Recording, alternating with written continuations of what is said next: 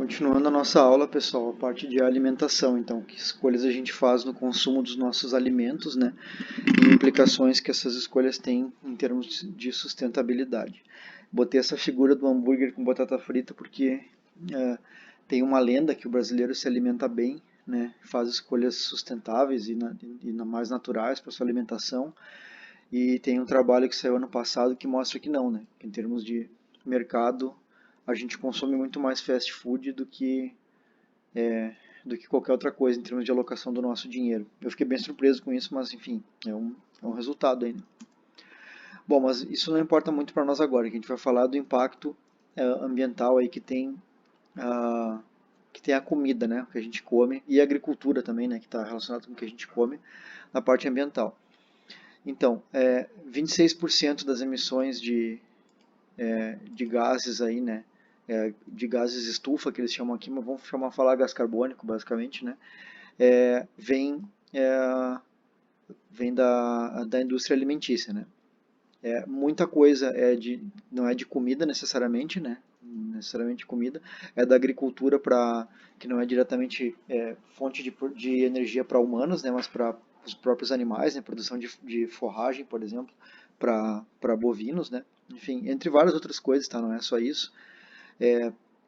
E da comida, né, 26% vem diretamente de comida, né, de produção de comida para humanos, né.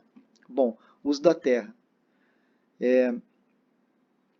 A agricultura usa 50% da área habitável do nosso planeta, no momento, né, no momento.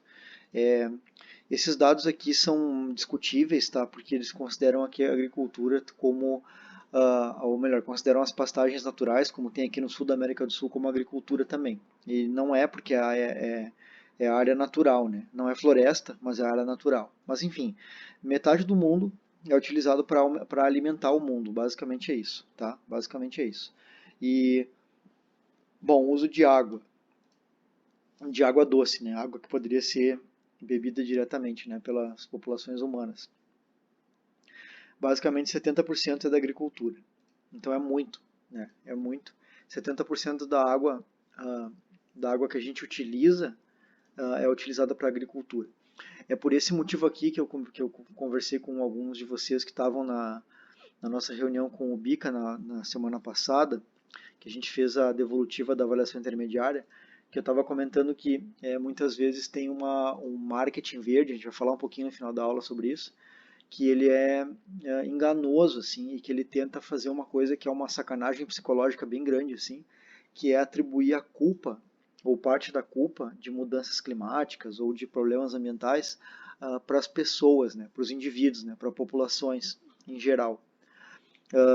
Por exemplo, a ideia de consumir menos água em casa, de tomar banho rápido e de não deixar a torneira aberta quando faz a barba e tal. São coisas importantíssimas que a gente realmente deve fazer, né? Que é importante a gente fazer porque são coisas que às vezes nos fazem sentir bem, por exemplo, né? Fazer uma coisa dessa. Ou muitas vezes a gente faz isso como exemplo para outros, né? Isso é super importante, né? E vai criando hábitos mais sustentáveis, é fundamental. Só que é importante que vocês entendam que, quando a gente faz isso, mesmo que ninguém desperdice nada de água dentro da sua própria casa, isso é 11% do consumo de água global. Né? O que tem que acontecer são campanhas para que a agricultura desperdice menos água, né? Para que a produção alimentar que a gente desperdice menos água. Né?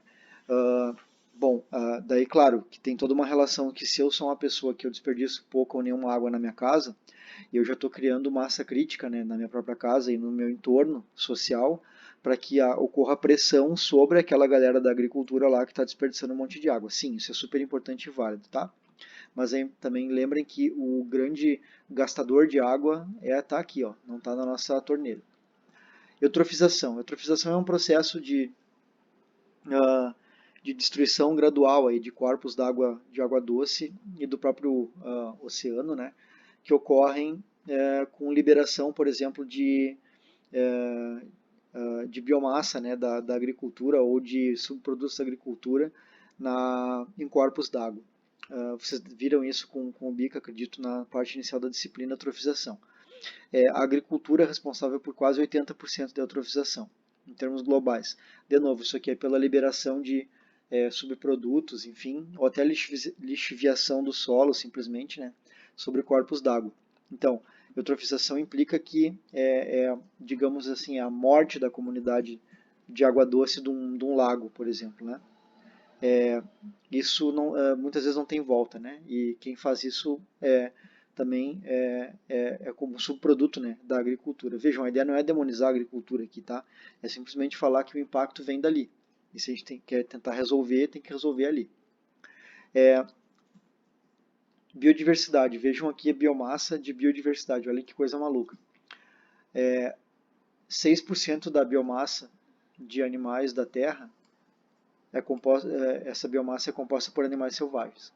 E 94% da biomassa global de bichos, né, de mamíferos, excluindo humanos, né, é de gado. Livestock é gado. Né? Gado de várias, né, não só gado bovino. Tá? Então vejam que a gente tem muito mais bicho sendo criado para abate hoje em dia no planeta, muito mais mesmo, né, do que animais selvagens, né, nativos dos ecossistemas aí. Isso tudo para a produção de comida. E esse rebanho aí, né, esse rebanho global de 94% da biomassa de mamíferos na Terra, ele tem impactos, né, impactos grandes, a gente vai ver um pouquinho aí. Bom, uso da terra, né, para produzir comida. A gente tem 30% do planeta é terra e 70% é oceano, então a gente tem que usar esse 30% para produzir comida. 71% é a área habitável, né, desse total de área de terra aí. E a gente tem aí uns 30% de área coberta por gelo e área que não é habitável por vários motivos. Então, são terras totalmente não férteis, né, e inóspitas para a habitação humana. Então sobrou 71% aqui. Desse 71%, eu tenho 50%, como a gente já falou antes, utilizados para agricultura. E daí aqui eu tenho 37% floresta, então cerca de pouquinho mais de 1/3 do planeta ainda é floresta, né?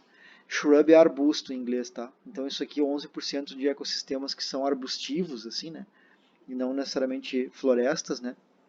1% área urbana e 1% água doce. Pessoal, isso aqui, ó, vejam a importância da água doce. Só 1% da cobertura da terra habitável que tem no planeta é água doce, é bem pouco. Bem pouco, né? E por isso que aquele processo de eutrofização é tão importante e é bem complicado. E isso aqui é um dado que o pessoal explora muito, dizendo que só 1% da área habitável da Terra tem urbanização, tem área construída. E imaginem para o cara que trabalha que a área dele é produzir assentamentos humanos e tal, fazer loteamentos e tal, como o cara fica feliz quando ele vê um dado desse, né? Olha o mercado que tem para ele. Só que a gente sabe que não é bem assim que funciona, né? Da agricultura, da terra agriculturável, né? Dentro da terra habitável, a terra agriculturável, 23% aí é utilizado para produzir hortaliças, produzir soja, produzir milho, grãos, etc. Culturas, né?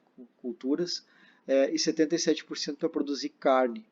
E dairy, vocês devem saber a tradução disso, basicamente tem a ver com produção de leite e derivados, né? Bom,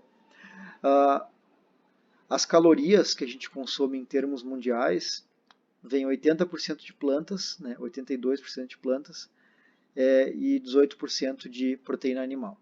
Então a proteína animal é bem pequena em termos de componente da nossa dieta. A gente come basicamente planta, a gente falou isso lá no passado um pouquinho também. Bom, mas assim, em termos de terra, de uso da terra, vejam o quanto que precisa de terra em metros quadrados para produzir 1000 calorias de alguma coisa. Né? Então, para produzir carne, e aqui esses dois primeiros itens são carne, né? O que eu preciso de carne, isso aqui é carne bovina, basicamente, né? Isso aqui é carne de cordeiro, que é muito utilizada em alguns lugares do mundo, é a principal fonte de proteína animal. Passa de 100 metros quadrados de terra para produzir 1000 calorias. Vejam já queijo, né? Queijo já é uma queda absurda em metros quadrados, e vejam como é exponencial aqui essa queda em área, né, para produzir grãos, para produzir frutas, etc. Então, carne é algo bem complicado de produzir, e a gente vai ver que é caro de produzir também. Vejam quanto que se usa de água doce para produzir cada quilo de uma comida, né? Então, água é um dos recursos, né, que a gente falou aí, naturais mais importantes. Claro, tudo que a gente está falando aqui é recurso, né? Os animais que a gente cria para matar e utilizar a biomassa são um recurso, as plantas que a gente planta são recursos, o solo que a gente usa para plantar elas são recursos. Mas para produzir absolutamente qualquer alimento, precisa de água, né? Água doce. Então, o alimento, isso aqui surpreende muita gente, né? O alimento que precisa de mais água doce por quilo é o queijo. Né? É o queijo. Depois vem todas as nozes e coisas parecidas aqui, porque isso aqui é de sistemas florestais que é extraído, né? Depois vem peixe, né? Peixe, camarão e carne. Peixe, camarão, carne. Isso demanda muita água, tá? Então, isso aqui é litro por quilo, né? Litro por quilo. Então, para produzir 1 quilo de queijo, 5 litros de água. Produzir 1 quilo de carne, 3, perto de 3 litros de água. Arroz, a gente vai falar sobre arroz daqui a pouco, um pouco mais em detalhe, tá? Arroz demanda muita água, muita água. Então, para produzir comida, a gente precisa de água. Então, vejam a importância da questão do recurso. A gente usa muito recurso para produzir a nossa comida. E não é trivial. O recurso não é só espaço, não é o plantar. A gente teve no Rio Grande do Sul esse ano um déficit de água, de chuvas gigantesco. A nossa produção de grãos e produção agropecuária em geral vai ter uma queda brutal, né? Brutal esse ano, porque a gente teve um déficit muito grande em termos de chuva. Esse déficit de chuva vai quebrar muito produtor agrícola. Por quê? Porque não teve água para produzir o alimento, basicamente é isso. E essa falta de água em alguns lugares do mundo, aqui mesmo, né, é resolvida com irrigação.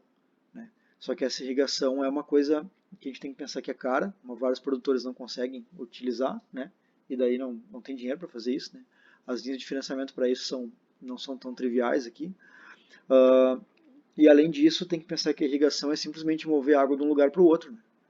Então, para irrigar uma cultura, eu tenho que tirar água de algum lugar.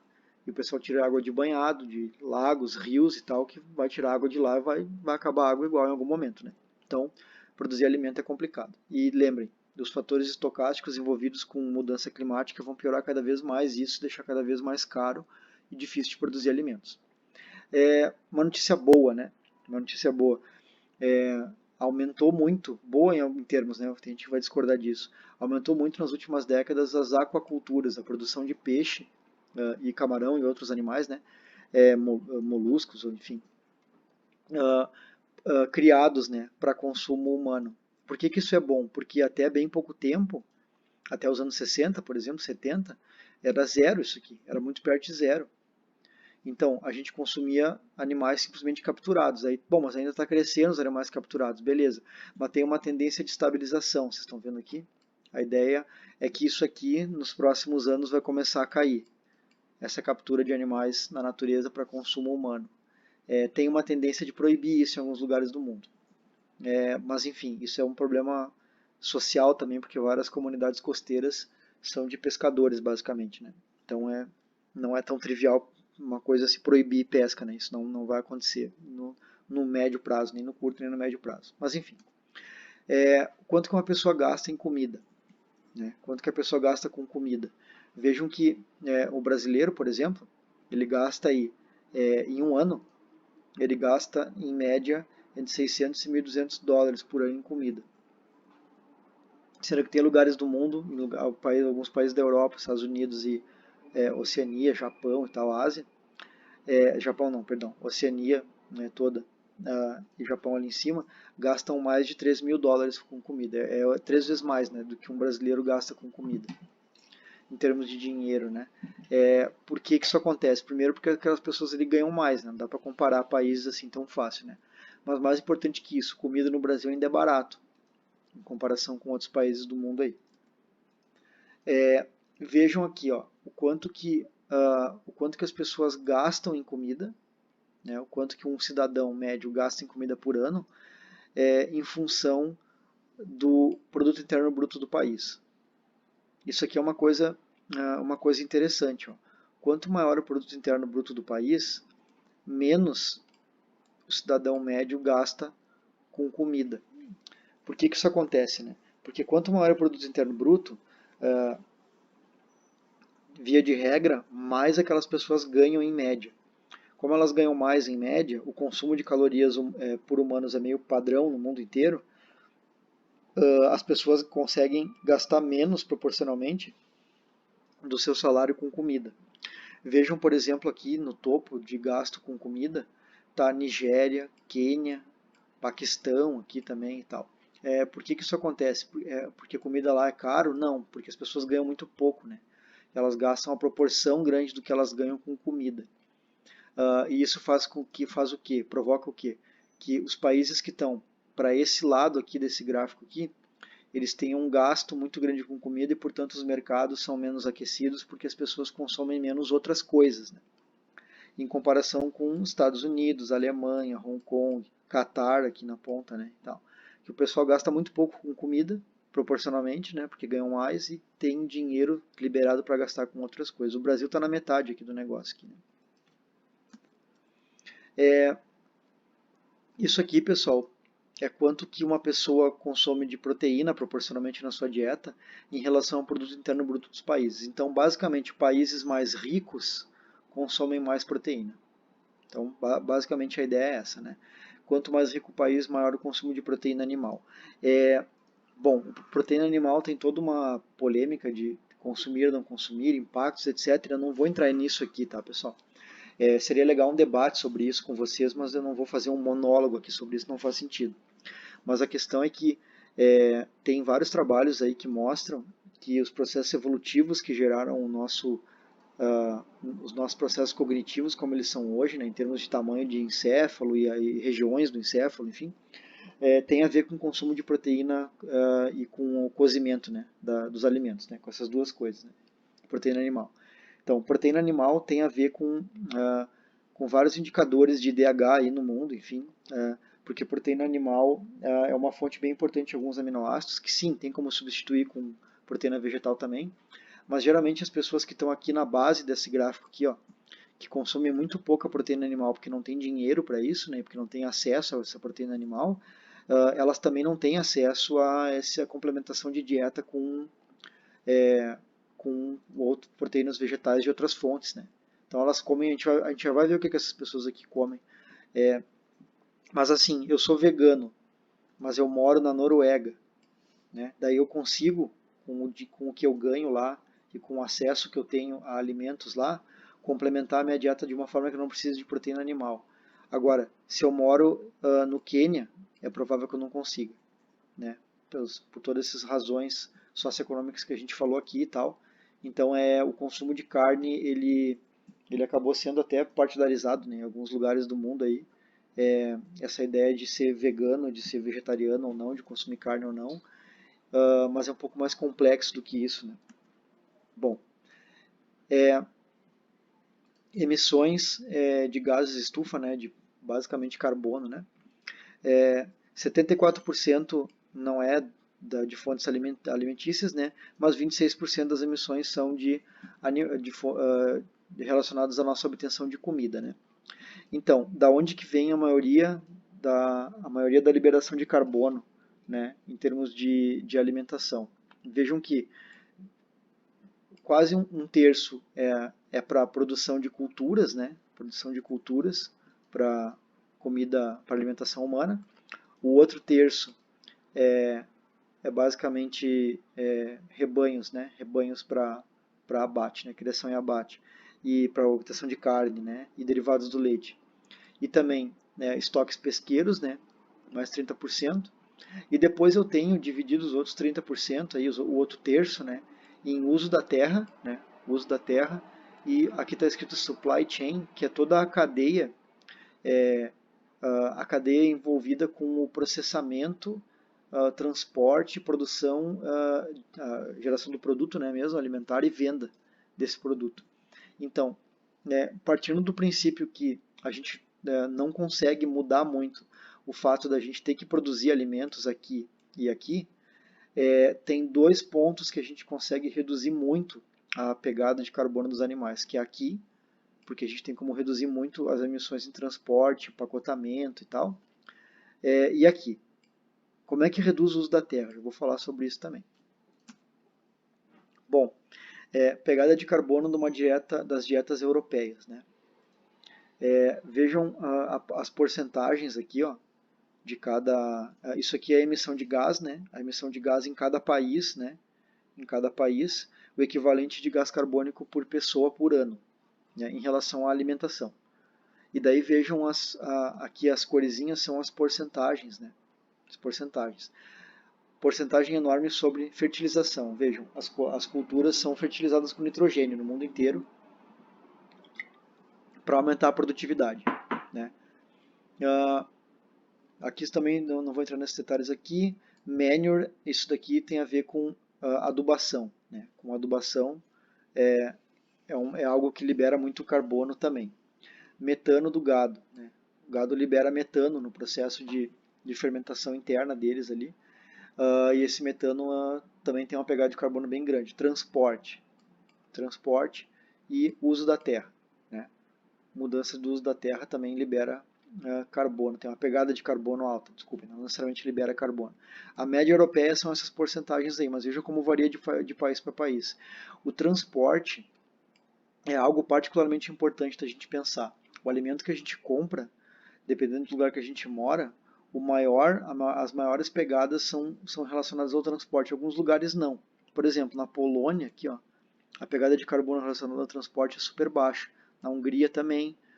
Mas a gente pega alguns países como Portugal, a pegada do transporte é enorme, né? E o uso da terra também. Vejam aqui a pegada de carbono do uso da terra, das mudanças em Portugal, e comparem, por exemplo, aqui com a Bulgária, que é bem pequenininha. Bom, a Bulgária é um país que não é muito conhecido pela maioria de nós, né? Mas a ideia é que as mudanças de uso da terra lá têm uma implicação menor do que em Portugal. A gente vai ver por quê. Bom, mas assim, a gente já viu que o produto interno bruto dos países ou do mundo inteiro vem aumentando exponencialmente nos últimos anos aí, né? E vai aumentar durante muito tempo assim, porque isso gera riqueza e gera aumento de consumo pelas pessoas, né? Mas e aí como é que fica esse cara aqui, né? Como é que ficam aqueles países lá da África que a gente sabe que não consomem o que precisariam de calorias por dia, né? Em termos de alimentares, né? Por que tem essa disparidade aí? Bom, não vamos propor a resolver isso aqui com vocês, né? Mas enfim, é bom que a gente saiba que apesar de o consumo aumentar no mundo inteiro sem parar, junto com a produção de riquezas, né? Que a distribuição delas não é muito boa, isso vocês já sabem. Então a gente tem um mapa da fome do mundo, né? Em vários lugares aí as pessoas não comem como deveriam. Então, vejam que 1 em cada 9 pessoas do mundo não tem o suficiente para comer em termos de atendimento do que elas precisam de calorias, né? E aqui é a prevalência, a prevalência desse déficit, né, de calorias. Vejam que o Brasil está em 2,5% só, menos de 2,5%. Se alguns lembrarem, faz alguns anos já que teve toda uma comemoração que o Brasil saiu do mapa da fome, né? Porque o mapa da fome são os países que estão nesses tons mais avermelhados aí. Então vejam que é praticamente a África inteira, né? Ou onde não está vermelho é porque não tem dados, né? E apesar da riqueza toda que tem na China e na Índia, em boa parte do Pacífico, naquela região também ainda muitas pessoas não têm caloria suficiente para ingerir. Esse trabalho aqui é bem interessante, tá? Fala sobre segurança alimentar e nutricional no mundo inteiro e é de uma ONG bem grande ligada à OMS, né? A Organização Mundial da Saúde. E tem um relatório para vocês lerem nesse link aqui, eu vou usar alguns dados para vocês verem. Basicamente assim, pessoal, a fome no mundo ela reduziu linearmente até 2015, que aqui é a prevalência e o número, né, de pessoas com problemas de nutrição, e depois de 2015 ela começou a aumentar de novo. E isso é um problema sério que está se tentando resolver até hoje, porque isso aqui é em decorrência de problemas ambientais, de redução de produtividade da agricultura em alguns países que são chave nessa questão de produção desses dados aqui, né, da fome mundial. E basicamente a fome mundial se concentra na Ásia e na África, né? A gente tem uma parte grande, quase 10% da população do mundo que não come o que deveria, em termos de calorias por dia, né? E essa população está concentrada na Ásia, em boa parte da Ásia, né?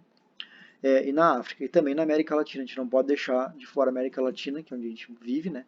Mas não é o caso do Brasil, mas alguns países têm esse problema ainda. 2018 dado, né? O Brasil, nesse relatório, se vocês olharem, ele é utilizado como um case de sucesso da redução da fome. Por quê? Porque desde o ano 2000 ali até 2015, que é os dados desse relatório, são os dados desse relatório aqui, tem uma queda da pobreza. Então vejam aqui, os índices de pobreza diminuíram linearmente, né, nesses 15 anos aí. E esse índice de Gini, se vocês lembrarem, é aquele índice de equalidade em termos monetários, né, de renda. Então diminuiu a pobreza, mas também diminuiu a desigualdade, mais ou menos é isso, tá? A ideia é essa. A desigualdade diminuiu junto com a diminuição da pobreza. Porque vejam, eu poderia diminuir a pobreza proporcional no país inteiro, mantendo a desigualdade igual ou aumentando ainda, né? Então isso aqui aconteceu no país aí nesses 15 anos. Infelizmente nos últimos anos tem uma tendência de alta de novo, mas isso aqui diminuiu, foi usado como um case e como uma explicação do Brasil ter conseguido sair do mapa da fome, né? Que as pessoas, ao sair da pobreza e ao diminuir a desigualdade, o país conseguiu com que bem menos pessoas ficassem no que é chamado abaixo da linha da pobreza, né? E conseguissem ingerir o que precisam de calorias ao longo de um dia. Isso aqui não dá tempo de entrar em detalhe com vocês, mas basicamente tem a ver com os programas de redistribuição econômico-social, aí, de redistribuição de renda, né, que foram incorporados no Brasil aí nessas quase 2 décadas. Aí. Bom, vejam aqui um mapa da fome mundial nessa animaçãozinha, que vai variando até de 92 até 2016, eu acho que é isso, 18.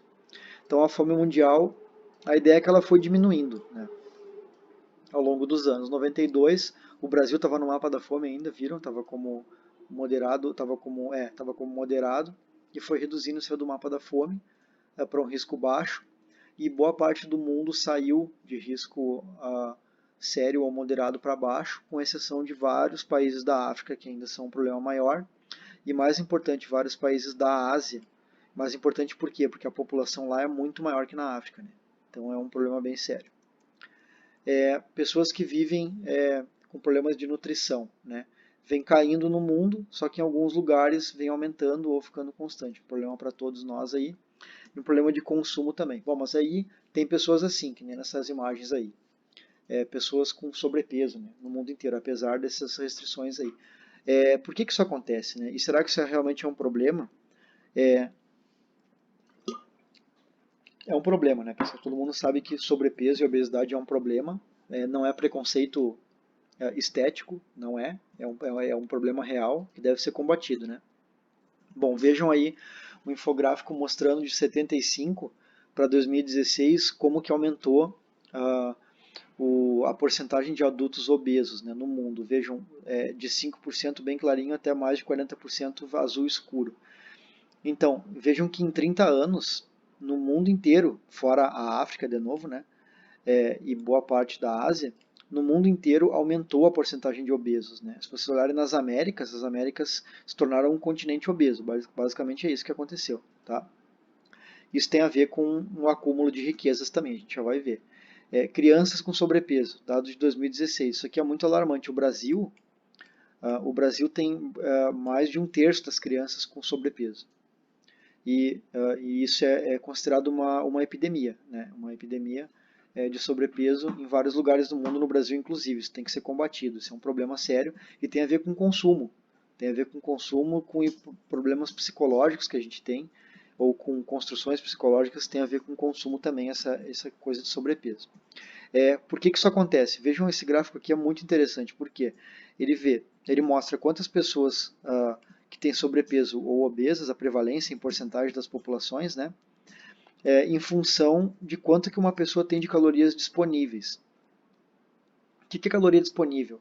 Caloria disponível é o que ela tem a possibilidade de comer com base em algumas variáveis como a produção do país, como o dinheiro que ela ganha em média, etc. Por exemplo, em países da África, veja aqui Etiópia, Zâmbia, enfim, o pessoal tem muito pouca caloria disponível. E menos de 20% da população tem sobrepeso. Agora vejam como isso aqui é uma tendência de relação direta. Estão vendo? Os Estados Unidos estão lá. Ó. O que é isso? Quanto mais caloria a pessoa tem disponível, maior a porcentagem de obesos ou com sobrepeso. Então isso aqui está mostrando, pessoal, basicamente que se tem comida disponível, as pessoas comem. Isso é uma coisa muito alarmante. Assim. É mais ou menos assim, ó, vocês compram 4 caixas de bis no mercado, levam para casa e guardam num armário. A ideia, em termos mundiais, é que vocês vão consumir aquelas 4 caixas de bis no menor tempo possível. Né? E se tem lá, vocês vão comer obrigatoriamente. Basicamente é isso, né? Em termos mundiais. O que tem de caloria disponível as pessoas consomem. Né? E daí acabam tendo, na média, maior prevalência de sobrepeso e obesidade. Vejam aqui, número de mortes atribuídas à obesidade. Os dados vão até 2010, eu acho, começando em 92. Então, vejam que o mapa vai ficando cada vez mais azul, né? Vai até 2017, na verdade. Então, o número de mortes por sobrepeso aumenta, a obesidade, perdão, aumenta no mundo inteiro. Então, a obesidade é sim um problema. É um problema bem sério e tem a ver com o padrão de consumo. Por que tem a ver com o padrão de consumo? Né? Porque a gente consome produtos, por exemplo, vou pegar um exemplo que é um tênis, tá? Todo mundo aí usa tênis, sapato, etc. Vocês provavelmente compram um tênis com base no que vocês mais gostam e tal, compram uma marca que vocês preferem, enfim, em relação à estética, né? Pensem como é que vocês compram comida, se é a mesma relação.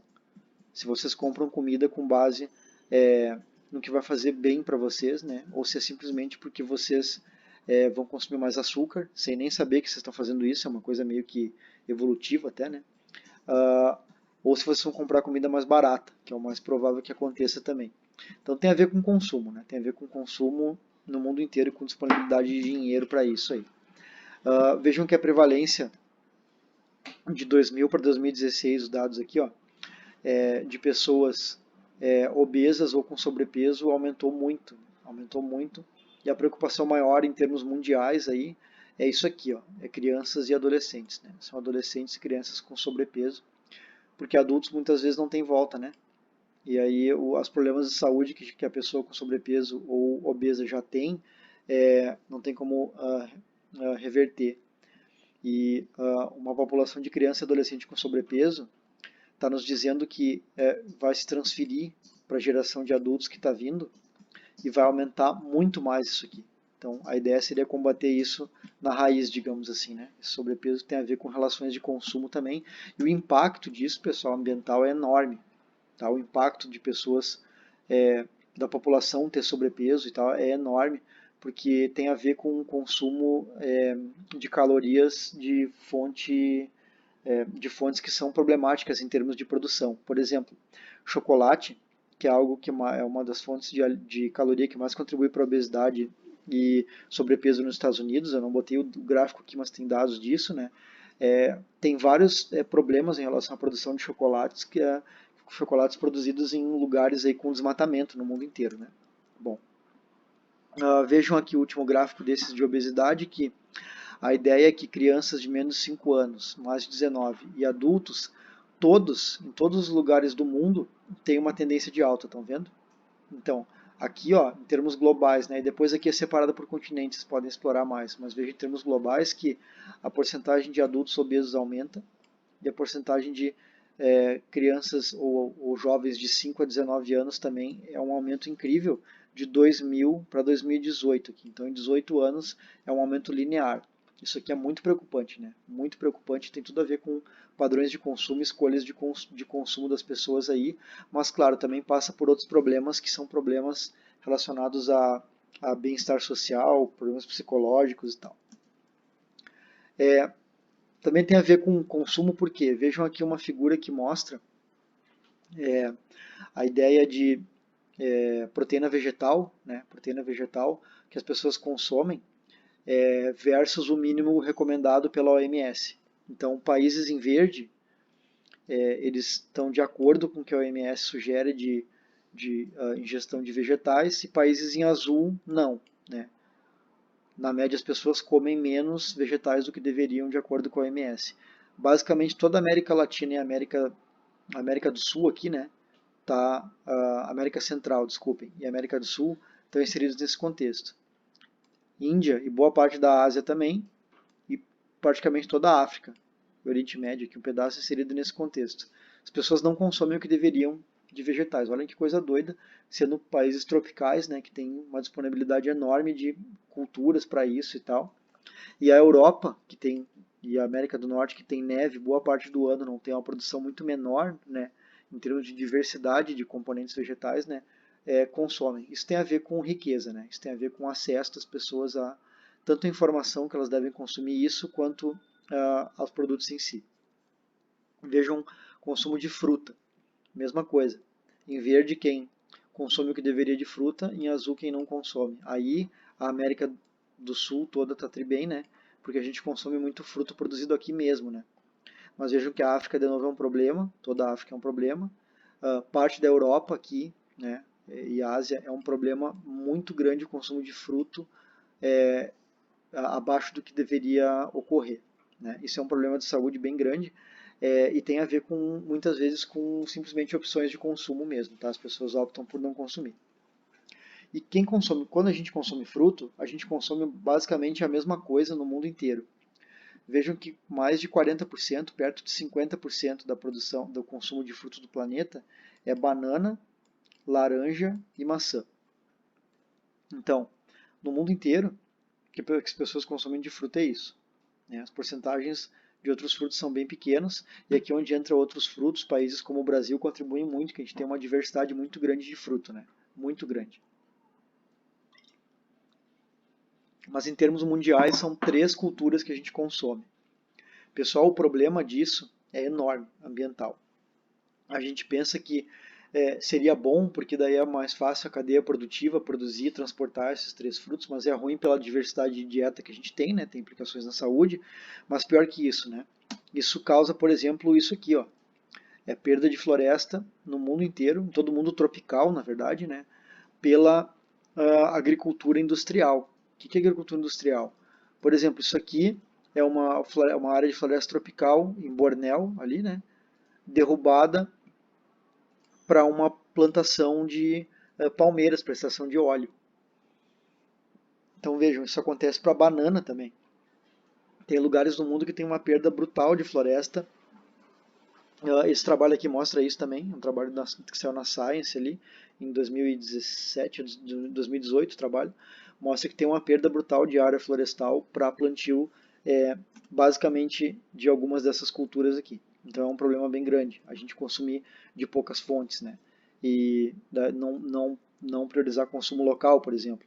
Tem lugares que é impossível, né? Como no meio da Europa, lá não tem como no inverno o pessoal consumir frutos locais, né? Mas enfim. Vejam aqui, ó, consumo de cereais também no mundo, né? Basicamente a gente consome no mundo inteiro arroz e trigo como fonte de caloria, né? E depois vem aqui milho, né? Mas 80% do consumo de calorias em termos de cereais do planeta inteiro é arroz e trigo. Agora vocês imaginem se ocorre uma praga que dizima a maioria das populações de trigo do mundo, né? Como já aconteceu na história do mundo aí. O que vai acontecer? Colapso, né, do sistema mundial, né? É uma coisa incrível que a gente dependa de poucas espécies, como é o nosso caso. Vamos focar no arroz rapidinho para vocês verem o impacto do arroz. Todo mundo deve consumir arroz pelo menos uma vez por semana aqui. Provavelmente muito mais que isso. É o cereal que a gente mais consome, é a base da pirâmide alimentar do planeta inteiro. Arroz é produzido em áreas alagadas, né? Então no Rio Grande do Sul, por exemplo, eu vou lá, pego um aparelho desse aqui e eu dreno um banhado, tiro a água do banhado, e eu faço toda aquela ideia de produção de arroz numa área alagada, né? Arroz utiliza muita água, e utiliza água muitas vezes de ambientes naturais, vocês estão vendo os animais aqui, né? No arrozal, animais típicos de banhado e tal, um impacto brutal sobre banhados, que são áreas protegidas aqui no estado, inclusive, né? E é um problema ambiental bem grande produzir arroz, né? E isso aqui é importante produzir arroz, porque vocês viram que basicamente o que a gente come no mundo é arroz. E essas porcentagens aqui fazem com que o Brasil, por exemplo, exporte, né, trigo, menos, né, mas muito arroz. Bom, porcentagem do mundo, né, da área de terra que foi utilizada para agricultura. Isso aqui é 2015, tá? Já é um pouco desatualizado. O Brasil usa perto de 40% da sua área, hoje em dia é mais perto de 50%, tá? Para agricultura. É um monte, né? É um monte. E claro, todo o setor do agronegócio leva isso para um outro lado, né? Diz que na verdade a gente usa só metade do país para agricultura, né? E a ideia seria usar mais. Só que tem uma ideia, uma boa notícia, né? É interessante dar boas notícias, né? É que vem decrescendo linearmente a quantidade de área ou de área arável, né? De terra arável que a gente precisa para produzir a mesma quantidade de produto vegetal, de cultivo, né? No mundo inteiro. Então, as tecnologias têm melhorado muito isso. Então, eu produzo com a mesma área mais do que eu produzia antes. Ou melhor, eu consigo produzir a mesma coisa com menos área. Então isso aqui é uma coisa muito importante, pessoal, para a gente conseguir atingir aquela meta de alimentar a população. Aí, né? Sem isso aqui não tem como, porque eu preciso de menos área para produzir alimento. Mesmo assim, a gente tem uma porcentagem enorme de área degradada em todos os ecossistemas do mundo. Vejam que não tem dados aqui para a América do Norte, eles não publicizam isso, mas no Brasil mais de 30% das áreas naturais já foram degradadas, né? E basicamente isso aqui ocorreu para a agricultura. Como que ocorreu isso aqui?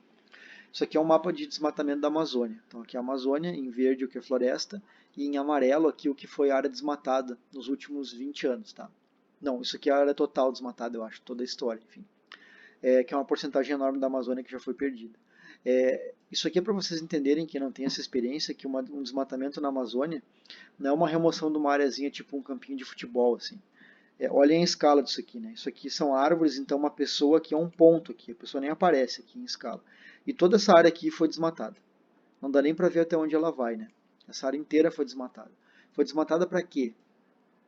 Pessoal, basicamente desmatamento na Amazônia serve para plantar pastagem exótica, tá? Já vou explicar por quê. Então aqui um mapa mais detalhado, né, mostrando o desmatamento na Amazônia.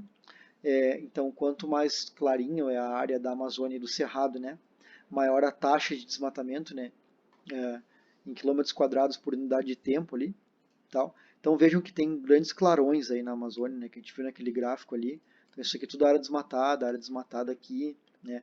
Aqui tem várias áreas com taxa de desmatamento super alta. O que se faz nessas áreas que estão sendo desmatadas, né, para a gente saber? Porque isso é uma decisão de consumo. Eu posso decidir consumir produtos que vêm dessa área desmatada ou não. Isso é bem importante que vocês entendam. Basicamente, para plantio de pastagens exóticas, tá? Pastagens exóticas para alimentar gado. E é aqui que eu quero estabelecer com vocês uma diferença grande que tem entre produção de carne feita aqui, ó, onde eu tenho aqui também tem alguma coisa, né? E tem alguma coisinha aqui no centro-oeste também, que são pastagens naturais. O que é uma pastagem natural? É um ecossistema natural, que no caso do Rio Grande do Sul são campos, né? O Rio Grande do Sul tem campos naturais, né? Que eu utilizo como fonte de forragem para animais, né? Que obviamente causam impacto também, metano, toda aquela coisa e tal, para produzir carne, né? Leite e derivados, né? Como produto local.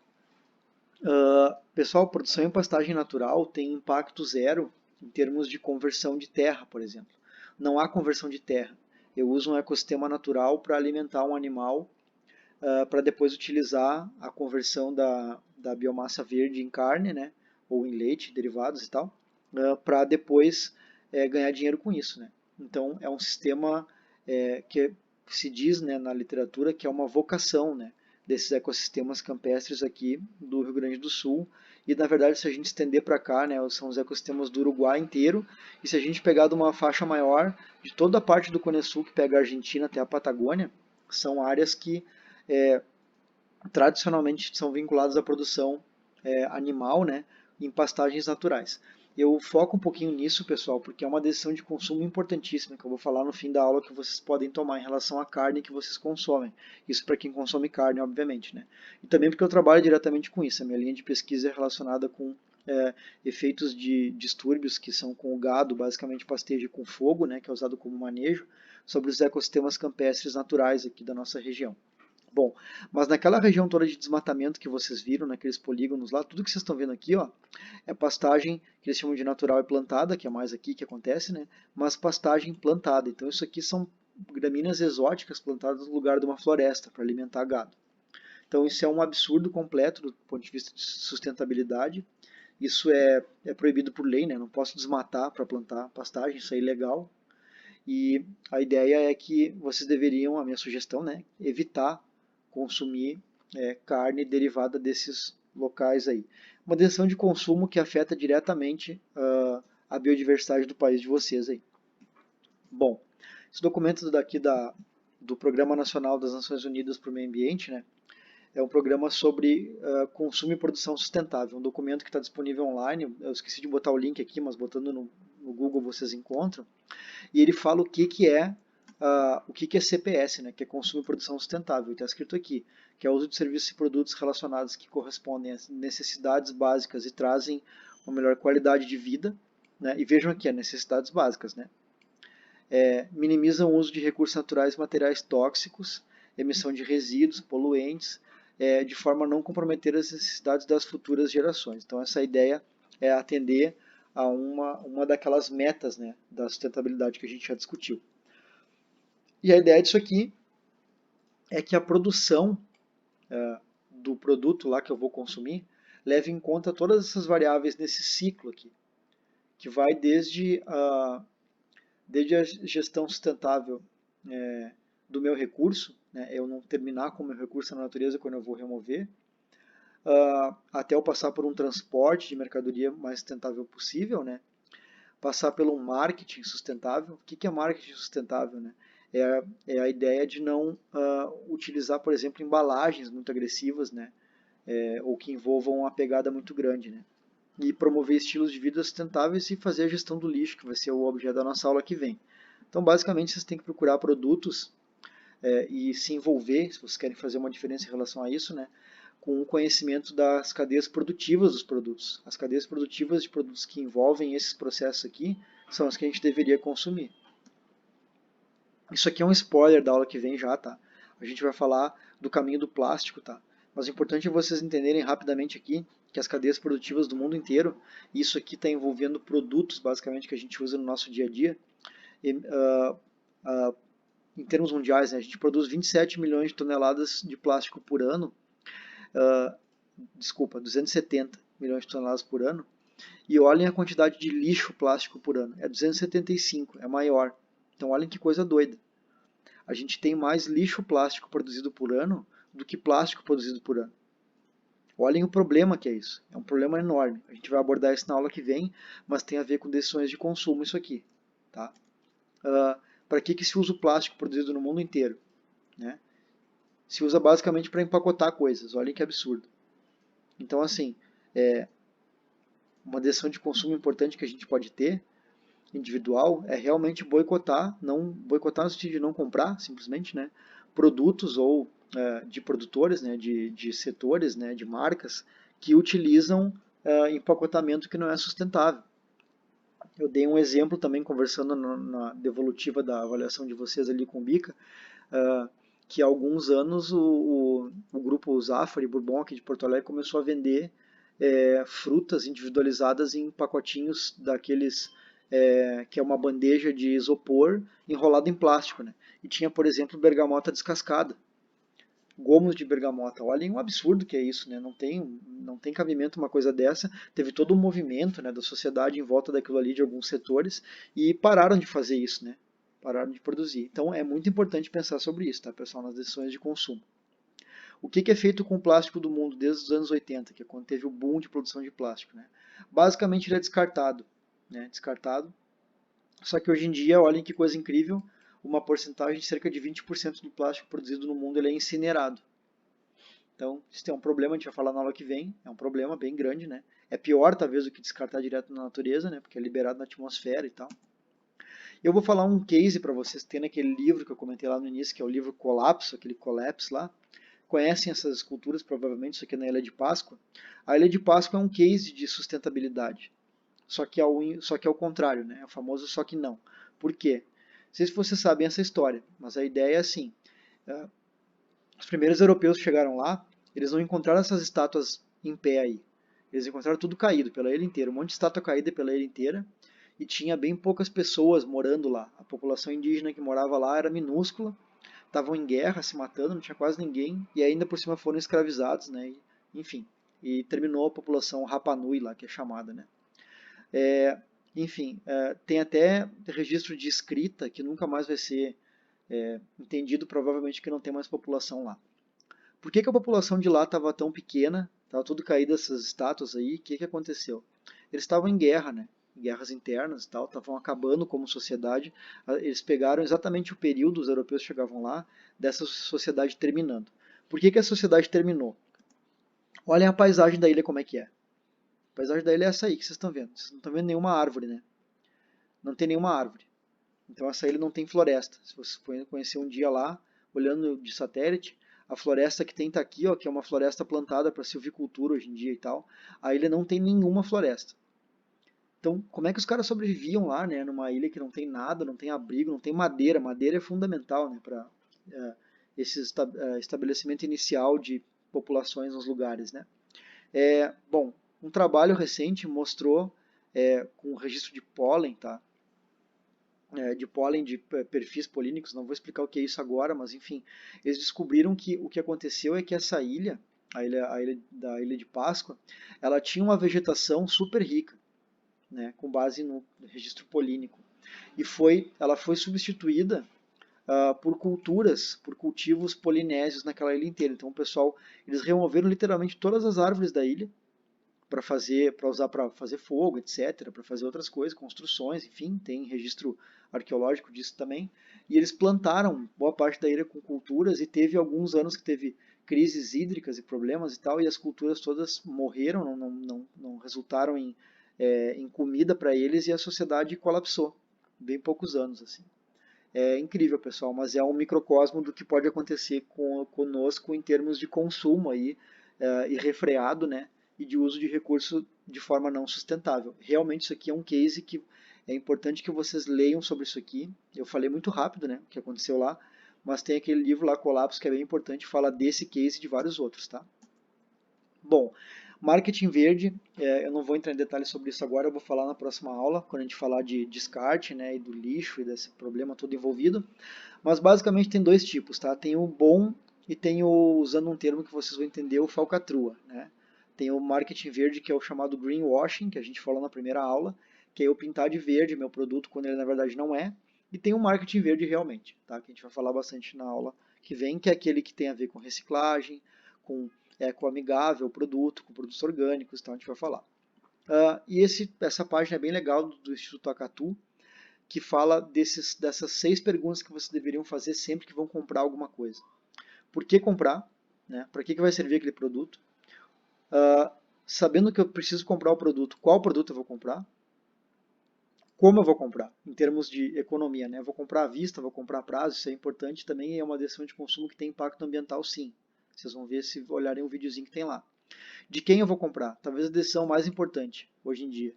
Eu vou comprar de uma pessoa que é vinculada a uma empresa que é sabidamente poluidora, usa mão de obra escrava, usa mão de obra lá na Ásia, produzindo naqueles sweatshops lá com aquele monte de criança trabalhando. Como eu vou usar o meu produto também é bem relevante, né? E como eu vou descartar o meu produto. Eu deveria pensar nisso quando eu compro o produto. O tempo que eu vou usar ele e depois que eu parar de usar, como que eu vou descartar. Bom, vou encerrar mostrando para vocês que a minha sugestão de consumo para vocês de mudança, para quem ainda não tem, é consumir vegetais em geral de feiras, tá? De feiras. Não necessariamente feira orgânica, que é algo que é bem mais caro. Talvez alguns não tenham acesso a isso e nem todo mundo tem tempo de ficar indo em feira de orgânicos, né? Mas é importante. E eu queria que você falar um minutinho para você sobre isso aqui, que eu vou falar na aula que vem sobre descarte também. Mas esse selo aqui, ó, É um selo que carne produzida, parte da carne produzida no Rio Grande do Sul tem de um selo de produtores amigos da biodiversidade, digamos assim. Aquele símbolo daquele passarinho ali é um símbolo de uma aliança, que é o nome Aliança del Pastizal, que é uma ONG internacional que tem nas Américas todas aqui, que trabalha com biodiversidade em sistemas campestres naturais. Eles fizeram um protocolo, eu trabalhei na elaboração desse protocolo, para ir numa propriedade rural e ver se o produtor lá produz carne de forma sustentável e amiga, entre aspas, do meio ambiente. Como? Ele tem que ter uma lotação de gado que é X lá, ele tem que ter boas práticas de manejo sem maus tratos dos animais, ele tem que propiciar que a biodiversidade campestre natural de animais e plantas seja preservada, como aves, né? Por isso que o símbolo é esse bichinho aqui. E daí essa carne ganha esse selo da Aliança de Pastizal, e é um selo de uma carne produzida no ecossistema natural com mínimo de impacto de conversão de habitat. Né? Pessoal, não tem comparação vocês comprarem uma carne com um selo desses aqui em relação a vocês comprarem uma carne que vem de uma área lá do centro-oeste ou do norte do Brasil de desmatamento que foi convertida em pastagem natural. A diferença é tão grande que não é comparável. Então eu proponho para vocês agora, encerrando essa aula, que vocês peguem na casa de vocês aí, quando vocês comprarem carne, se tiverem carne em casa, deem uma olhada no selo da carne, e no selo da carne vai ter a procedência do lugar, vai ter o município e o estado. Olhem de onde é. Olhem de onde é o frigorífico que vocês compraram. Esse frigorífico aqui, ele é aqui do Rio Grande do Sul, da região de Santa Maria. É com carne, com esses selos de conservação da biodiversidade, boas práticas, sustentabilidade, etc. Pessoal, não estou dizendo para quem não come carne começar a comer carne porque é sustentável, tá? Não é isso. É que quem come carne, que é a maioria ainda no planeta inteiro, pode comer carne de forma sustentável. Não é necessário comer carne de desmatamento e não é necessário causar mais impacto ainda do que a gente já causa. Certo? Então, um abraço para vocês e até a próxima aula.